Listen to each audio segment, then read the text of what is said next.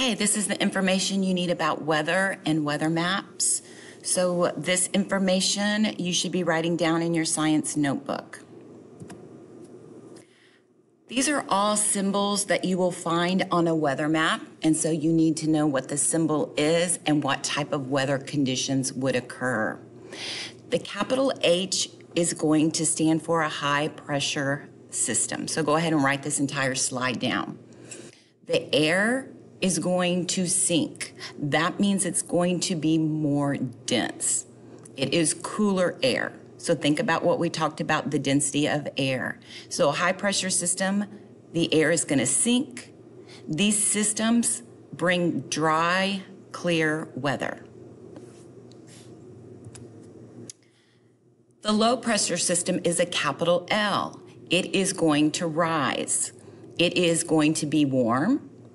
So that warm air is less dense and it rises. This is when it forms clouds and rain. It brings thunderstorms, tornadoes, hurricanes. Remember, the low pressure system is what forms over the water when there is a hurricane forming. I remember these. H is heavy. If something is heavy, it sinks.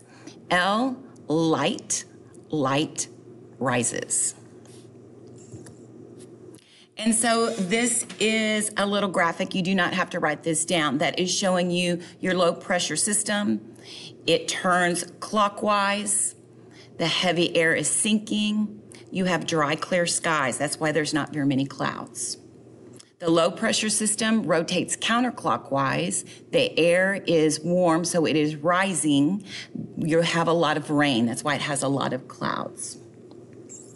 Winds are going to move from an area of high pressure to low pressure system because the difference in the rotation systems.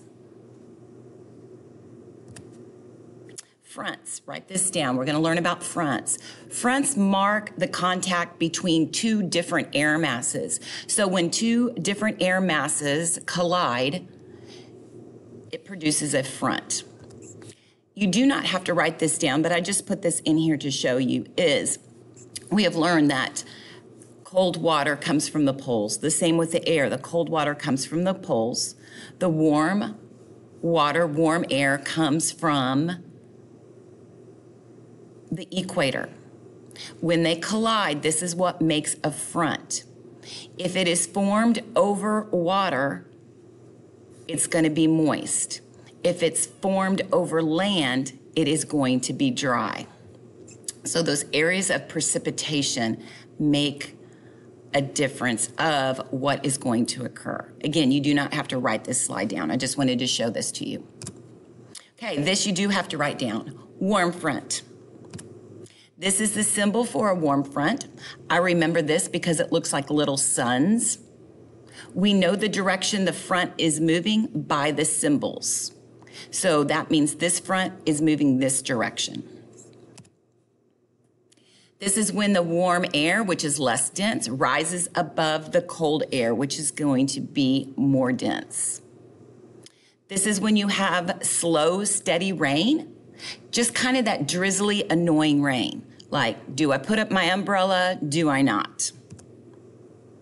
And then after the front passes through, you're going to have warmer, humid weather.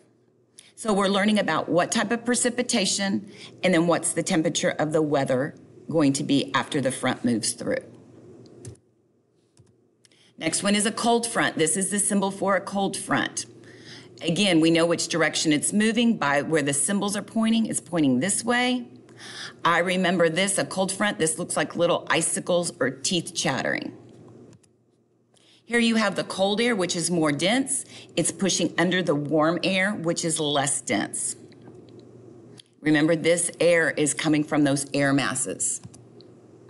This is when you have heavy rains, violent thunderstorms. Doesn't last for very long, so that collision of those air masses produces this violence.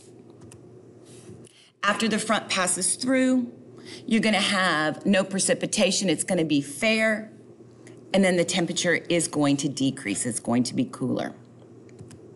I'm just showing this to you. You do not have to write this down, This is a stationary front. You see this sometimes on a weather map. This is when the air masses collide. There's not much difference in the temperatures or the moisture, so they don't really change the temperature much, and so they're not really moving, and so they move very, very slowly. If you think of what the word stationary means. So here's an example of a weather map. I can look at this weather map and I can see that right here I have a high pressure system. That means I have no precipitation, that it is fair weather. Here I have a cold front. Notice it's coming in this direction, it's going this way, it's coming from the poles. So I know that at this point they have thunderstorms. It passed through Pittsburgh. That means several hours or a day before Pittsburgh was having thunderstorms. Now it is not. Now that area is having cooler weather. Another cold front. This is a little warm front that's coming through. So that cold front came through. Now this is kind of warming it up a bit. Here I have a stationary front. These little symbols here will show you this is the high temperature of the day that they predict. And then 72 is the low pressure, the low temperature. And then you can see that they have these symbols over here and a key. Here's another weather map. Think in your mind, what is a high pressure system? What type of weather are they having there? What is the symbol for a low pressure system? What type of weather are they having there? Can you find a cold front? Where the cold front passes through, that's where they're having the precipitation, the violent, heavy thunderstorms. After it passes through, then the temperature changes. Can you find a warm front? Warm front, they have that drizzly rain. At the area, after it passes through, then the temperature gets warmer. You see a stationary front. This right here is an occluded that produces snow. We're not learning that because we don't have that. Very rarely will we have that in Texas. So I like to teach you what's going on in Texas. But in case you see that, that's an occluded front. That's what produces snow. Okay, now that you have everything in your notebook that I wanted you to put in, now you are ready to start your next activity in Google Classroom.